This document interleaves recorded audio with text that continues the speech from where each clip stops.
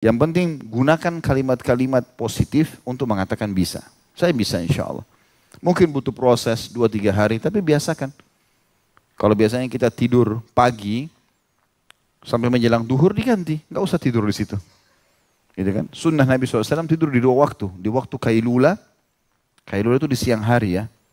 Ada sebagian ulama mengatakan menjelang duhur. Jam 11 sampai jam 12 kalau kita sekarang. Atau selepas duhur sampai asar. Kata Nabi SAW, berkailulalah kalian karena syaitan tidak berkailulah. Riwayat lain atau athar lain, tolonglah sholat malam kalian dengan kailula. Dan tolonglah puasa kalian dengan sahur. Ya. Ada perintah untuk itu. Dan yang satunya adalah di awal malam atau selepas isya. Bila seseorang tidak ada udzur syar'i, dia beristirahat. Ya. Dikatakan selanjutnya, saya ulangi kembali ya, istirahatnya manusia kata beliau di malam hari setelah kesibukannya sepanjang siang hari merupakan hal yang dapat membantu kehidupan jasmaninya sehat, membantu agar tetap tumbuh dan tetap bergairah sehingga dapat melaksanakan tugas-tugas yang telah Allah jadikan sebagai tujuan hidupnya. Maka mensyukuri karunia ini mengharuskan seorang muslim untuk memperhatikan adab-adab berikut ini pada saat tidurnya. Yang pertama,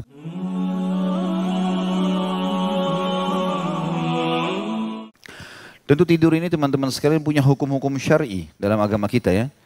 Salah satu yang tidak terkena hukum adalah orang yang tidur. Karena dia lagi istirahat dan dia tidak sadar apa yang dia lakukan. Makanya kata Nabi SAW, diangkat pena catatan amal dari 3 orang. Anak kecil sampai dia balik, orang gila sampai dia sadar, dan orang tidur sampai dia bangun. Jadi kalau ada orang lagi tidur, suami istri misalnya, dia mimpi berantem lalu dia tonjok istrinya. Contoh saja. Contoh. Jangan dilakukan. Kemudian istrinya mati gara-gara tonjokan itu. Misal. Kena hukum gak suaminya? Asal tidur benar ya. Jangan begitu habis tonjok terus pura-pura tidur. Atau mungkin istrinya sebaliknya. Tidak sadar dalam keadaan tidur. Karena kadang-kadang ada orang ngigau. Gak sadar. Dia mimpi berantem. Atau mungkin seorang ibu lagi nyusui anaknya. Dia lagi tertidur. Banyak anak-anak bayi meninggal. Tertekan dengan payudara ibunya misalnya.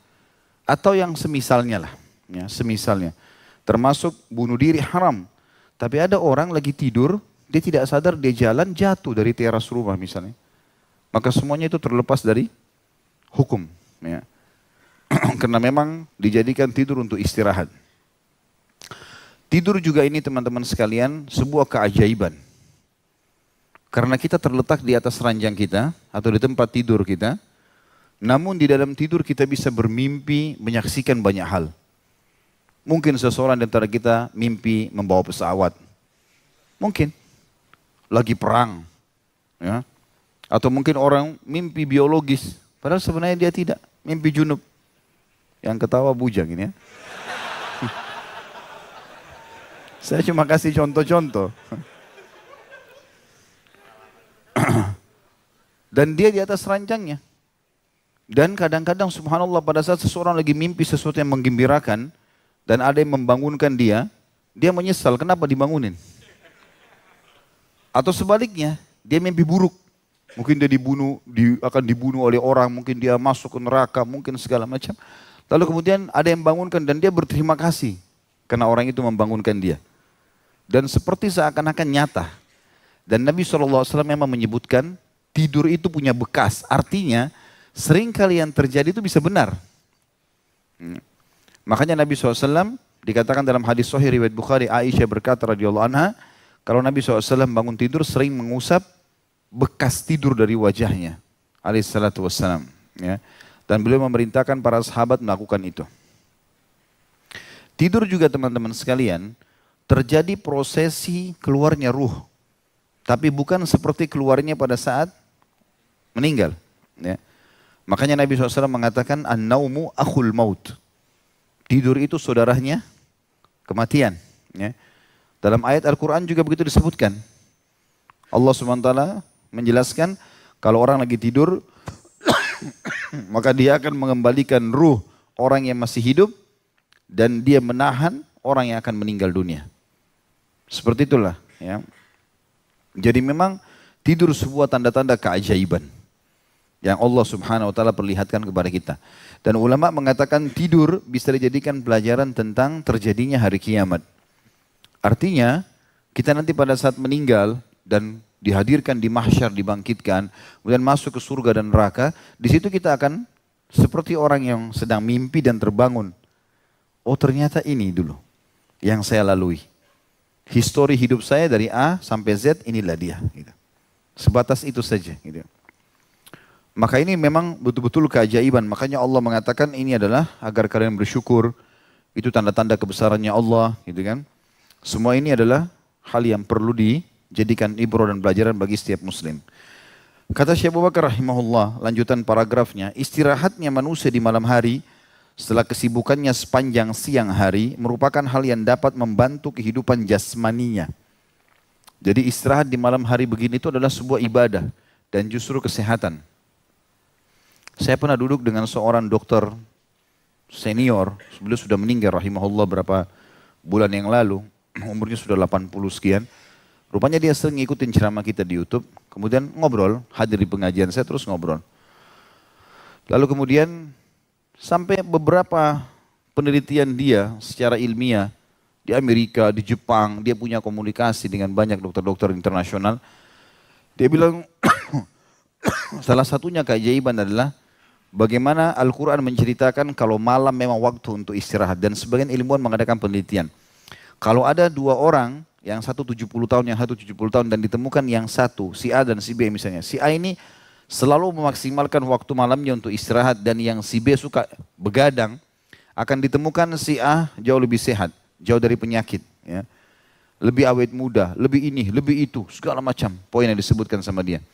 Dan memang ternyata gelapnya langit ini memang untuk istirahat.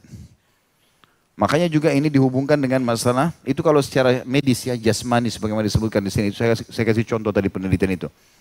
Sementara dari sisi hukum syar'i sendiri, hampir seluruh buku-buku hadis menyebutkan tentang bab khusus, diantaranya Abu Daud rahimahullah, bab khusus bab nahi anis samr, larangan untuk begadang. Jadi orang membuang-buang waktu di malam hari tanpa ada hal yang bermanfaat, maka itu dilarang. Disebutkan dalam banyak athar bahwasanya Nabi SAW, Abu Bakar dan Umar radhiyallahu anhum majma'in tidak begadang kecuali hal-hal yang darurat.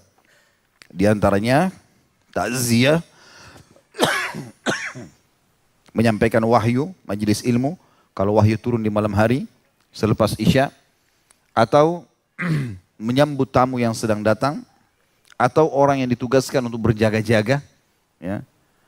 Selain daripada itu semuanya istirahat. Dan saya sudah pernah sampaikan Umar bin Khattab radhiyallahu anhu seringkali selesai lepas Isya, habis sholat Isya, ba'da Isya, bubar dari masjid. Di zaman Nabi SAW sampai khilafah beliau, selalu bawa cambuk di jalanan.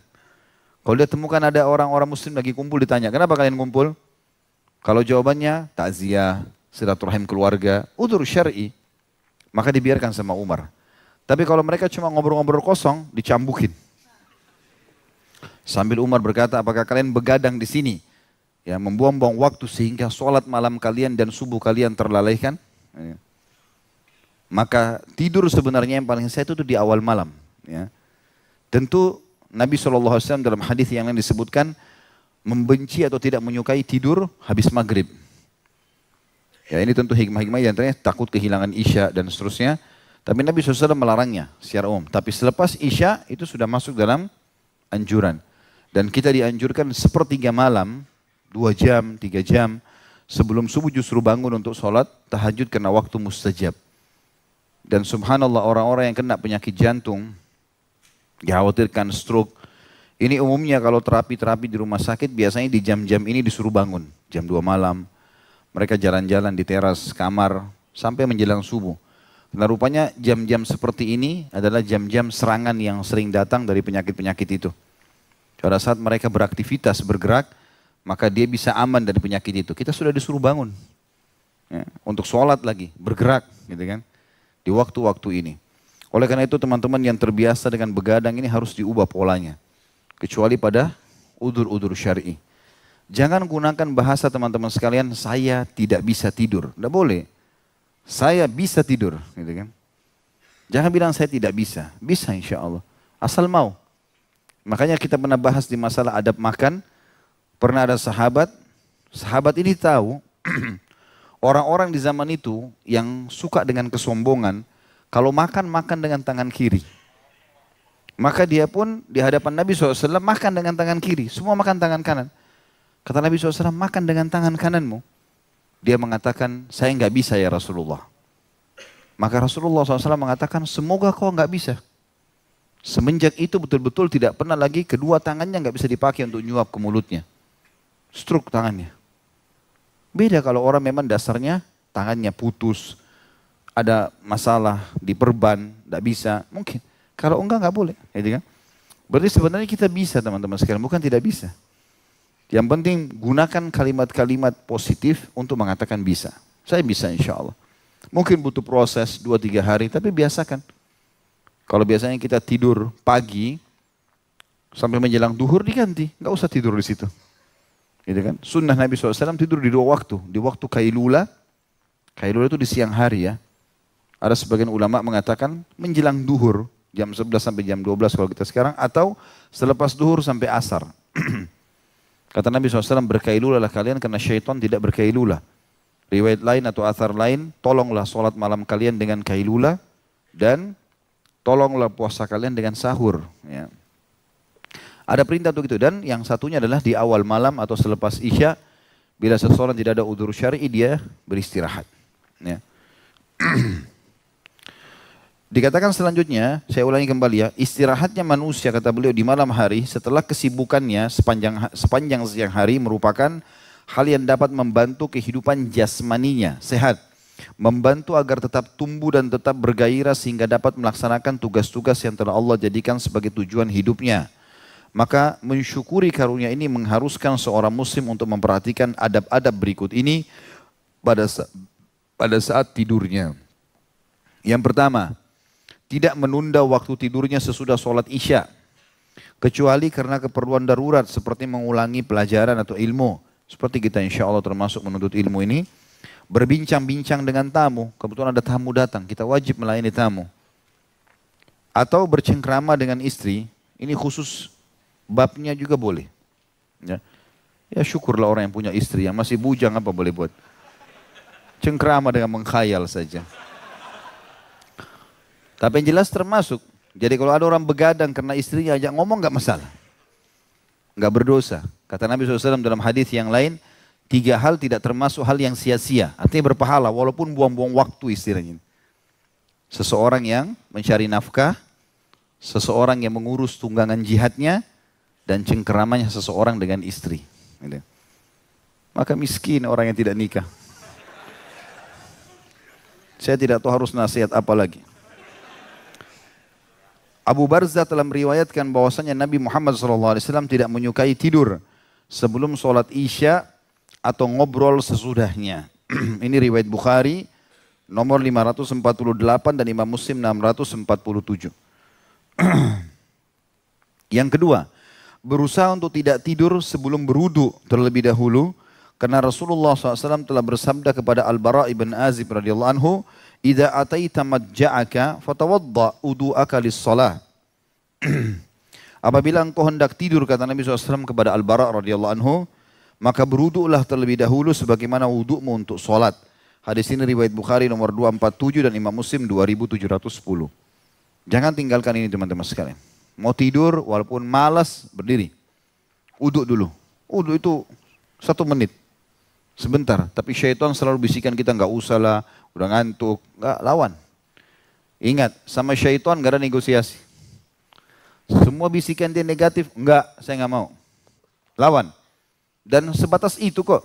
Syaitan mudah sekali dikalahkan. Karena kalau kita tolak selesai, dia akan datangkan hila atau tipu muslihat yang lain. Kalau tidak berhasil, gitu kan? Wudu. Apalagi banyak sekali hadis-hadis yang menyebutkan tentang masalah wudu ini.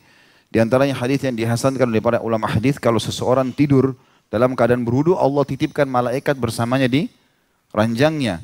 Dan setiap kali dia bergerak, malaikat tersebut memohonkan ampun untuknya. Hanya dengan wudu. gitu kan? Bersih, suci. Kenapa tidak ini? Dan kata Nabi SAW kepada beberapa sahabat, maukah kalian aku tunjukkan amalan yang paling banyak menghapuskan dosa dan meninggikan derajat di surga? Kata para sahabat, tentu ya Rasulullah. Kata Nabi SAW, berwudu di waktu-waktu yang dibenci dan memperbanyak langkah-langkah kaki menuju ke masjid. Jadi berwudu di waktu dibenci ini kata ulama termasuk pada saat mau tidur. Males, orang sudah nggak mau, udah ngantuk. Coba dilawan, wudu, gitu kan. Yang ketiga, tentu wudu juga punya keutamaan, sudah banyak kita bahas itu ya. Atau nanti ada bab sholat, kita akan bahas insya Allah ke depannya. Minimal sekali teman-teman dia akan menjatuhkan dosa-dosa kita. Sebagaimana sabda Nabi SAW dalam hadis riwayat Muslim, tidak ada seorang Muslim yang berwudu kecuali akan berjatuhan semua dosa-dosa bersama tetesan air yang terakhir. Kalau dia mengasuh tangannya, berjatuhlah semua dosa-dosa dari telapak tangannya bersamaan dengan tetesan air yang terakhir. Kalau kumur-kumur dengan hidung, jatuhlah dosa dari mulut dan hidungnya. Kalau membasuh wajahnya, jatuh dosa dari matanya, gitu kan? Kemudian kalau dia membasuh kepalanya dari kepalanya, kalau kakinya maka jatuh dari kakinya. Jadi pembersihan dosa. Belum lagi penambahan cahaya pada hari kiamat. Sebagaimana Nabi SAW bersabda kepada para sahabatnya, aku ingin sekali ketemu dengan saudara-saudaraku. Kata para sahabat, ya Rasulullah, kami saudara-saudara anda. Kata Nabi SAW, bukan. Kalian adalah sahabat-sahabatku. Saudara-saudaraku yang akan datang sepeninggalku nanti. Kata para sahabat, ya Rasulullah, bagaimana anda mengenal mereka? Sementara ketemunya nanti di mahsyar. Kita akan ketemu dengan Nabi SAW di mahsyar, sekarang nggak mungkin. Kata Nabi SAW, akan keluar dari tempat mohon maaf, akan keluar dari tempat-tempat wudhu mereka cahaya yang terang. Bukankah seseorang kalau memiliki kuda-kuda, kemudian ada di antara kuda-kuda tersebut yang keempat kakinya berbulu putih, bisa dibedakan dengan kuda-kuda yang lain? Kata para sahabat, tentu. Kata Nabi SAW, begitulah mereka akan kelihatan hari kiamat bercahaya dari tempat-tempat wudhunya. Jadi banyak keutamaan. Yang ketiga, hendaknya tidur dimulai dengan miring sebelah kanan badan dan berbantalkan tangan kanannya di pipinya. Tidak mengapa kalau kemudian berbalik ke sebelah kiri badan. Kalau sudah terlanjur tidur nggak ada masalah. Yang penting dimulai dengan sisi kanan. Sebab Rasulullah SAW pernah bersabda kepada Al-Bara' ibn Azib radhiyallahu anhu, "Idza ataita madja'aka fatawadda' wudu'aka lis-shalah, thumma taji' ala shikkikal ayman." Apabila engkau akan tidur, hendaknya berwudu sebagaimana wudukmu untuk sholat. Lalu berbalinglah pada sisi lambung kanan tubuhmu. Hadis ini riwayat Bukhari nomor 247 dan Imam Muslim 2710. Juga dalam hadis yang lain, idza awaita ila firashika wa anta tahirun fatawassad yaminak. Apabila engkau beranjak hendak tidur, hai Bara, sedangkan engkau dalam keadaan suci dari hadas, maksudnya berwudu, maka berbantalkanlah dengan tangan kananmu. Hadis ini riwayat Abu Daud nomor 5047. Tentu ini juga sudah pernah saya ceritakan dan saya ingatkan kembali seorang anak muda di Amerika yang muslim, salah satu pengurus masjid, dia pernah pergi berobat di salah satu dokter spesialis penyakit dalam, kebetulan beragama Nasrani.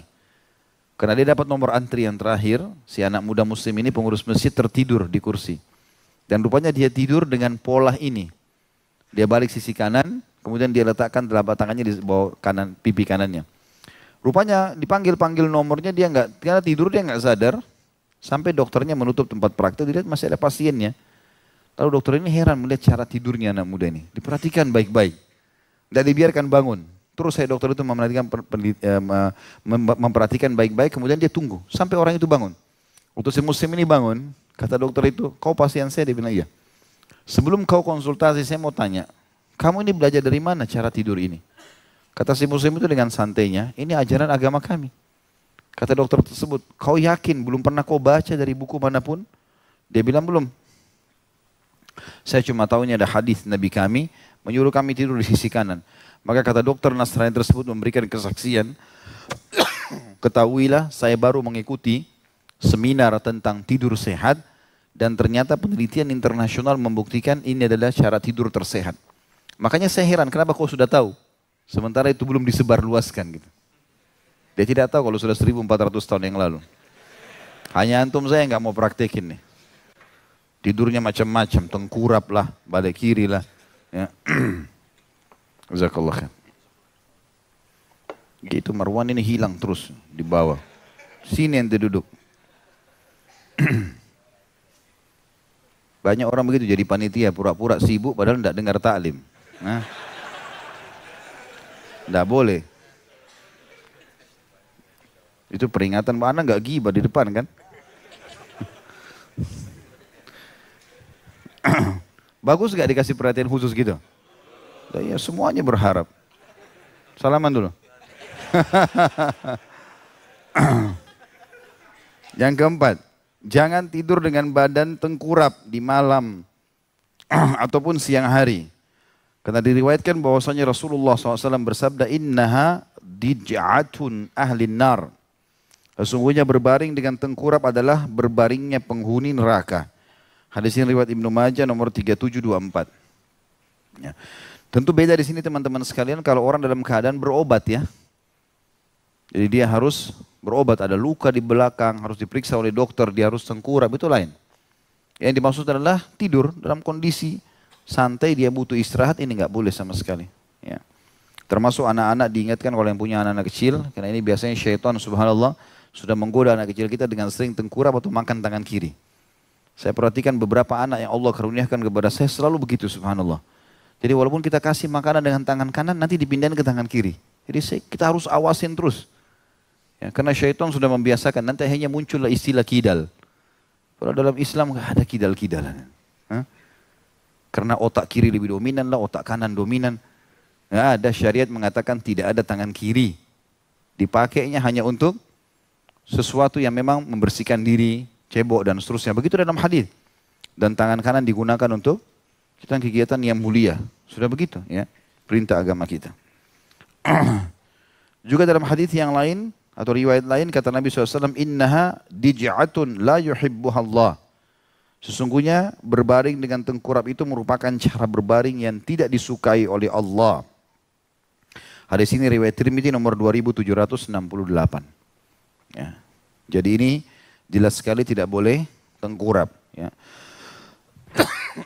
Kalau masalah balik sebelah kiri, itu memang tidak ada lafaz khusus melarang balik ke sebelah kiri.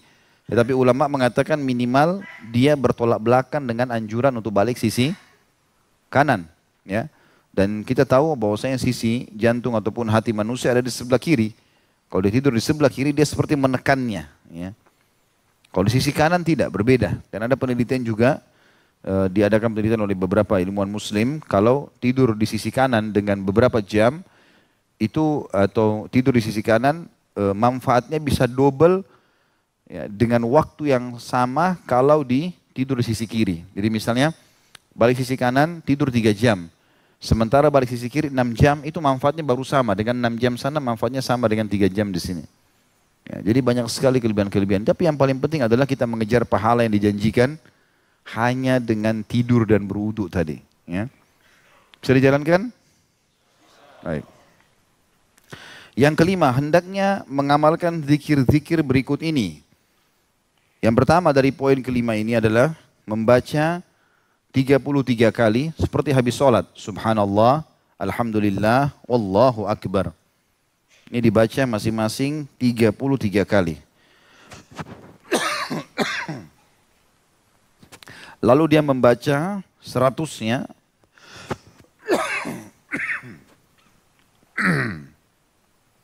Dia menggenapkan 100-nya dengan membaca La ilaha illallah wahdahu la syarikalah, lahul mulku wa lahul hamdu wa huwa ala kulli syai'in qadir. Berdasarkan sabda Rasulullah SAW kepada Ali dan Fatimah radhiyallahu anhum ajma'in, ketika mereka berdua meminta kepada beliau seorang pembantu untuk membantu mereka di rumah. Jadi riwayatnya cukup panjang tentunya, di mana Fatimah datang ke rumah Nabi SAW dan memperlihatkan telapak tangan beliau yang suci, mengatakan, ya Rasulullah, ya, lihatlah telapak tanganku, bagaimana aku mengurus rumah. Jadi karena biasa nyapu, apalah bersihin rumah sendirian semuanya, sehingga akhirnya tangannya jadi keras ya, dan luka. Maka aku mengetahui Anda memiliki beberapa orang sahaya, karuniakanlah, berikanlah kepada kami 1 atau 2 yang membantu. Maka Nabi SAW waktu itu belum menanggapi. Dalam riwayat yang sahih dikatakan pada saat Ali dan Fatimah radhiyallahu anhum mau tidur di malam hari di musim dingin, kata Ali, tiba-tiba kami mendengarkan seseorang mengetuk pintu. Dan pada saat kami membuka ternyata dia adalah Rasulullah sallallahu alaihi wasallam yang beliau naik di ranjang kami dan masih terasa dinginnya telapak kaki beliau. Lalu beliau bersabda, inilah kata Nabi SAW, ala adullukuma ala khairin mimma sa'altuma. Idza akhadtuma majja'akuma fasabbiha 33 wahmada 33 wa kabbira 34 fahuwa khairun lakuma min khadim. Maukah kalian aku tunjukkan kepada yang lebih baik daripada yang kalian minta, yaitu apabila kalian telah berbaring di tempat tidur kalian, bertasbihlah kepada Allah 33, bertahmidlah 33 dan bertakbirlah 34.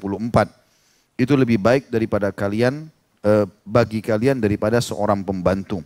Ini riwayat Imam Muslim nomor 2727. Riwayat ini menyebutkan 33, ada riwayat 34, riwayat yang lain menyebutkan 33. Mirip dengan lafaz setelah solat. Jadi ada lafaz yang menyebutkan siapa yang membaca Subhanallah 33, Alhamdulillah 33, Allah Akbar 33 setelah solat dan menggenapkan 100 dengan la ilaha illallah wahdahu la syarikalah lahul mulku wa lahul hamdu wa huwa ala kulli syai'in qadir, maka diampuni dosanya walaupun sebanyak buih di lautan.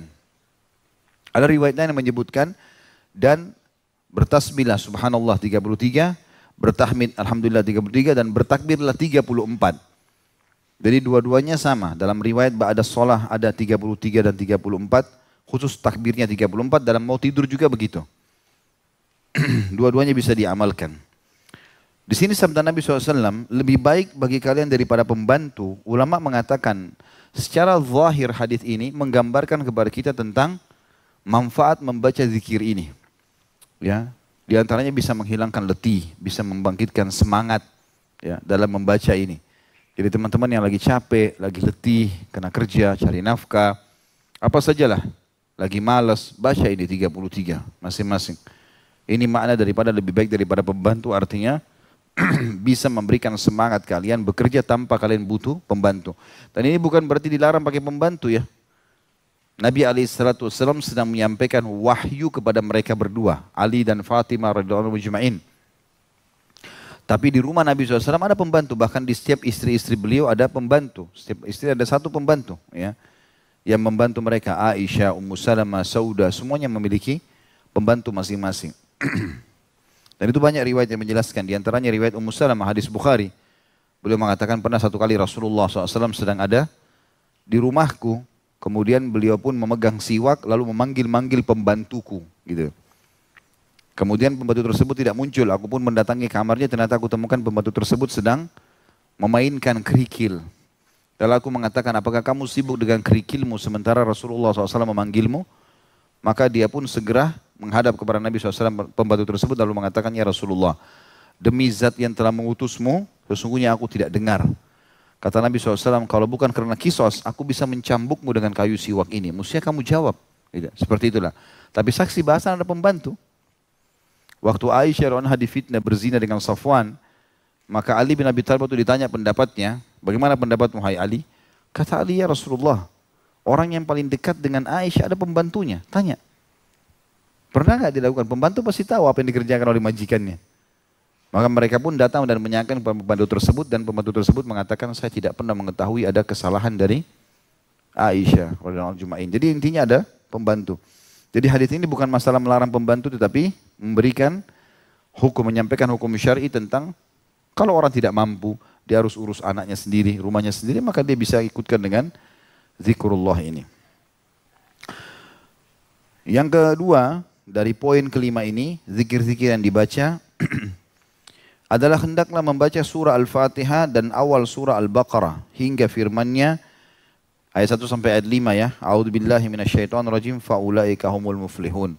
Dari alif lam mim dzalikal kitabul la raiba fihi sampai wa ulaika humul muflihun. Juga ayat kursi dan penutup surah Al-Baqarah. Lillahi ma fis samawati wa fil ardh sampai akhir.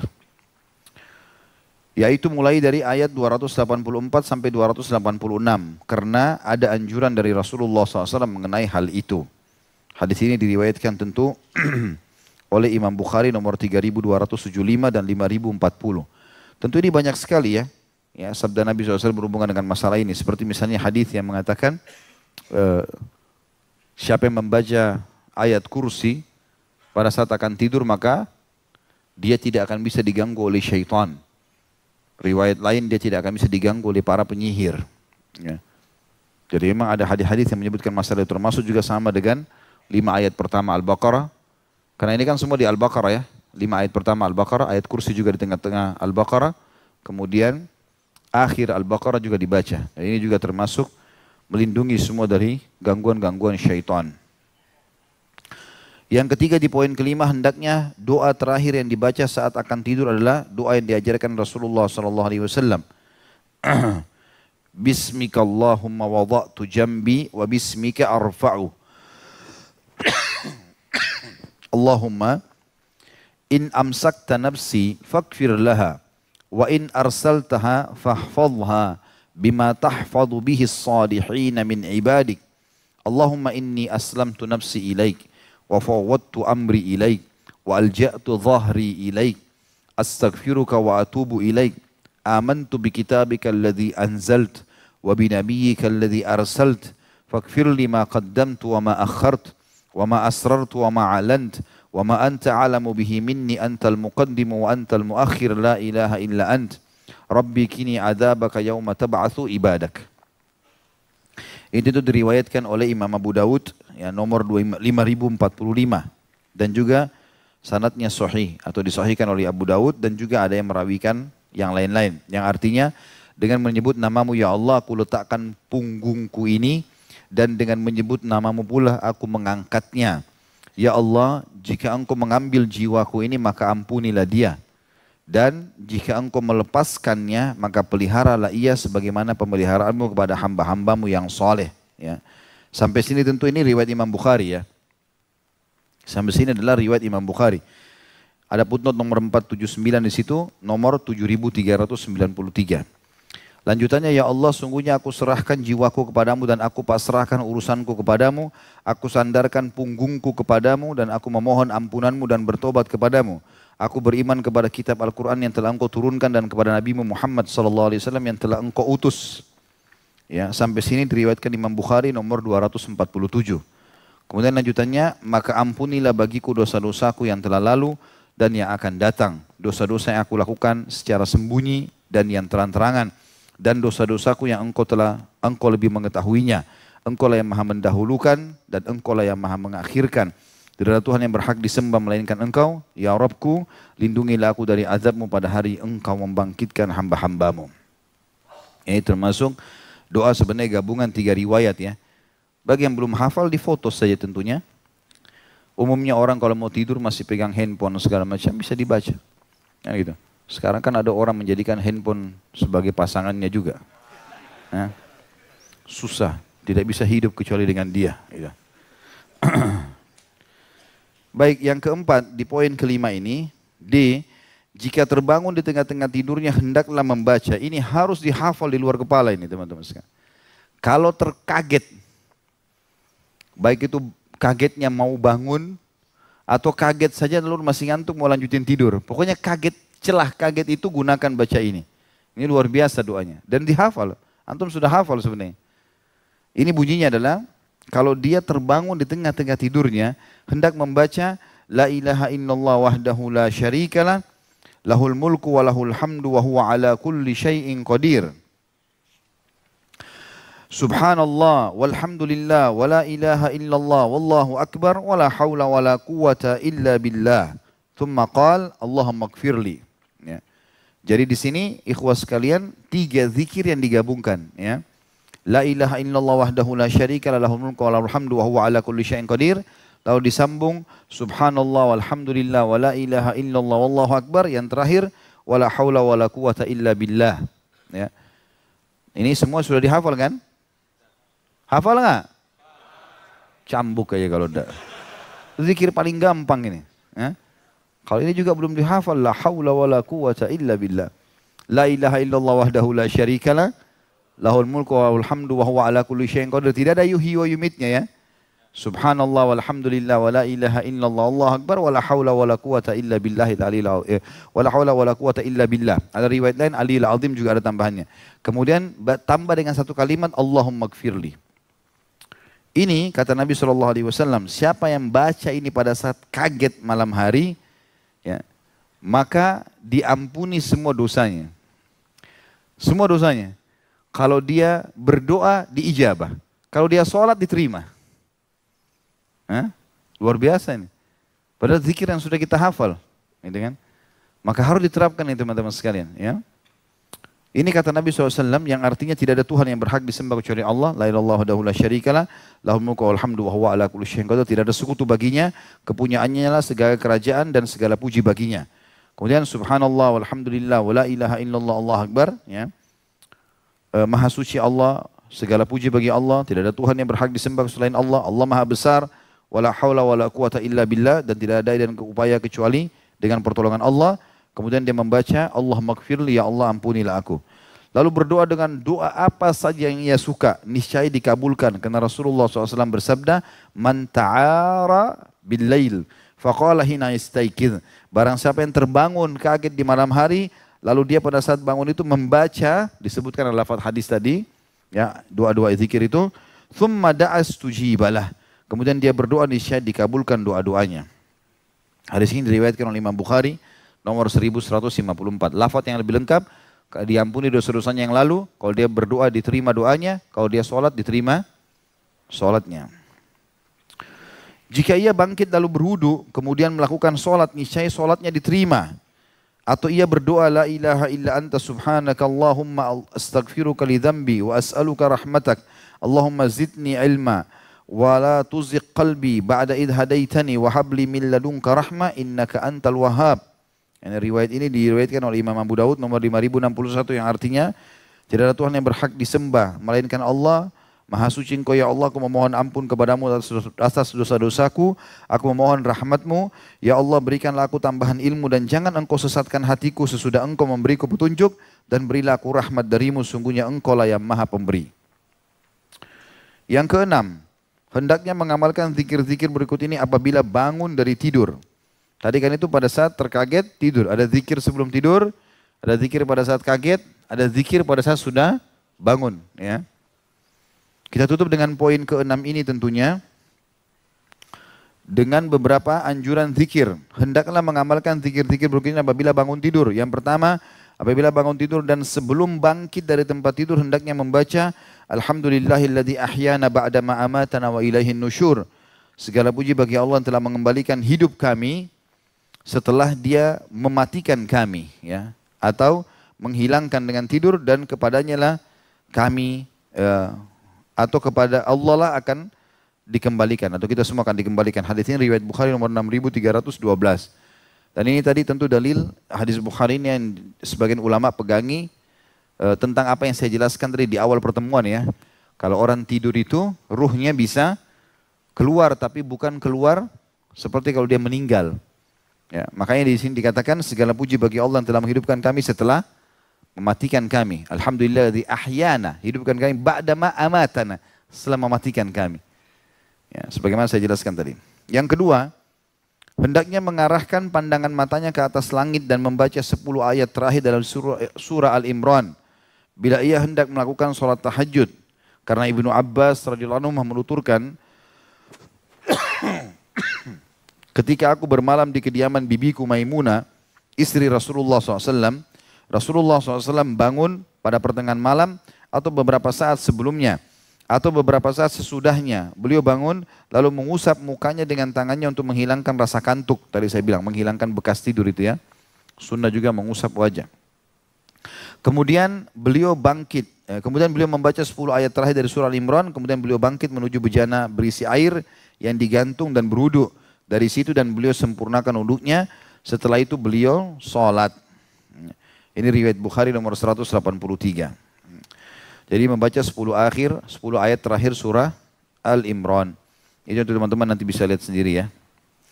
Yang ketiga, hendaknya membaca sebanyak 4 kali doa berikut. Allahumma inni asbahtu bihamdika ushiduka wa ushidu hamalat arshika wa malaikataka wa jami'i khalqika annaka antallahu alladhi la ilaha illa anta wa anna Muhammadan abduka wa rasuluk. Itu tuh masuk dalam zikir pagi sebenarnya ya. Ya, Syekh Abu Bakar rahimahullah masukkan dalam zikir bangun tidur di sini. Tapi ini yang jelas sunnahnya adalah dibaca pada saat pagi. Boleh bangun tidur ataupun selepas sholat subuh. Ini diriwayatkan oleh Abu Daud. Ya Allah, sungguhnya aku telah berada di pagi hari. Segala puji bagimu. Aku persaksikan kepadamu dan aku persaksikan para malaikat pengusung arshmu kepada seluruh dan juga seluruh malaikatmu dan segenap makhlukmu bahwasanya engkau adalah Allah yang tidak ada Tuhan yang berhak disembah selain engkau dan Muhammad adalah hamba juga utusanmu. Itu tuh hadisnya kata Nabi SAW, siapa yang membaca ini satu kali seperti dia sudah menyelamatkan seperempat tubuhnya dari api neraka. Yang baca dua kali dia seperti menyelamatkan setengah tubuhnya dari api neraka. Yang baca tiga kali dia seperti menyelamatkan 3/4 dari tubuhnya dari api neraka. Dan siapa yang baca 4 kali dia menyelamatkan seluruh tubuhnya dari api neraka. Sebab Rasulullah SAW bersabda, man qala marratan a'taqallahu rub'ahu minan nar, wa man qalaha marrataini a'taqallahu nisfa, wa man qalaha thalathan a'taqallahu thalathata arba'i, fa in qalaha arba'an a'taqahu Allahu minan nar. Barang siapa yang membaca satu kali niscaya Allah membebaskan 1/4 jasadnya dari neraka.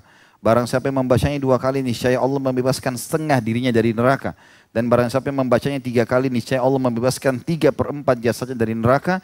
Dan jika ia membaca 4 kali niscaya Allah membebaskan seluruh tubuhnya dari api neraka. Hadis ini hadisnya sanadnya sahih, diriwayatkan Abu Daud nomor 5069. Yang keempat di sini dari poin ke-6, apabila melangkahkan kaki di depan pintu untuk keluar hendaknya membaca Bismillahi tawakkaltu ala Allahi la hawla wa la quwata illa billah. Artinya ini umumnya ulama masukkan dalam doa keluar rumah, tapi Syekh Abu Bakar rahimahullah menganggap ini doa begitu tinggalkan ranjang, keluar dari ruang tidur ke ruang tamu misalnya, ataupun ke tempat-tempat lain termasuk keluar rumah membaca ini. Dengan menyebut nama Allah, aku bertawakal kepada Allah, tidak ada dan tidak ada kekuatan kecuali dengan pertolongan Allah. Hadis ini tentu diriwayatkan oleh Imam Tirmidzi dengan sanad sahih. Kata Nabi SAW dalam hadis, "Idza qala al-'abdu hadza, qila lahu kufita wa ukita wa tanahha anhu syaitan." Apabila seorang hamba membaca zikir ini, maka dikatakan kepadanya, engkau telah dicukupkan dan diberi perlindungan, dan syaitan pun berpaling darinya. Hadis ini hasan, diriwayatkan Tirmidzi nomor 3426. Dalam riwayat lain dikatakan setiap syaitan yang bertemu dengannya di jalan akan berkata pada teman-temannya, orang ini nggak bisa lagi kita goda karena dia telah diselamatkan oleh Allah. Yang kelima dan ini yang terakhir dari poin ke-6 adalah apabila meninggalkan pintu rumahnya hendaklah membaca kalau dia mau ke masjid ya pada subuh hari, Allahumma inni a'udzubika an adilla au udalla au azilla au uzalla au adlima au udlam au ajhala au yujhalu alayya. Ya Allah, sungguhnya aku berlindung kepadamu agar aku tidak tersesat atau disesatkan, terpeleset atau dipelesetkan, atau dihina atau menghinakan ya, berbuat zalim atau dizalimi, atau bertindak bodoh atau dibodohi oleh orang lain. Hal ini sebagaimana dituturkan oleh Ummu Salamah radhiyallahu anha, Rasulullah SAW tidak pernah keluar dari rumahku melainkan pasti mengarahkan pandangannya ke langit lalu membaca. Sampai sini diriwayatkan Abu Daud nomor 5094. Bunyinya, Allahumma inni a'udzubika min Allahumma inni a'udzubika an adilla au udalla au azilla au uzalla au adlima au udlam au ajhala au yujhalu alayya. Ya Allah, sesungguhnya aku berlindung kepadamu agar tidak tersesat atau disesatkan, terpeleset atau dipelesetkan, atau di sini menghina atau dihinakan ya, berbuat zalim atau dizalimi, ataupun bertindak bodoh atau dibodohi oleh orang lain. Saya juga melihat realita hari ini, banyak dari kita termasuk diri saya sendiri kadang terlalu sering begadang tanpa manfaat, main game, nonton film sampai larut, atau scroll media sosial berjam-jam. Padahal Rasulullah justru menganjurkan tidur lebih awal dan bangun di sepertiga malam terakhir untuk mendekatkan diri kepada Allah. Begadang bukan cuma bikin badan rusak, tapi juga menjauhkan kita dari banyak ibadah penting. Nggak sempat tahajud, kesiangan subuh, bahkan kadang bangun pun dalam kondisi lemas dan hati yang kosong.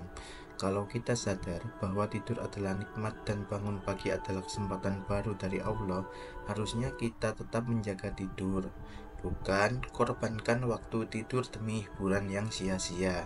Apalagi kalau kita mau jujur, waktu begadang itu seringkali nggak ada faedahnya, malah membuat kita jauh dari Allah. Saatnya ubah pola hidup, mulai tidur lebih awal, niatkan ibadah, dan bangun dengan semangat menyambut rezeki, keberkahan, dan ampunan Allah. Barakallahu fikum.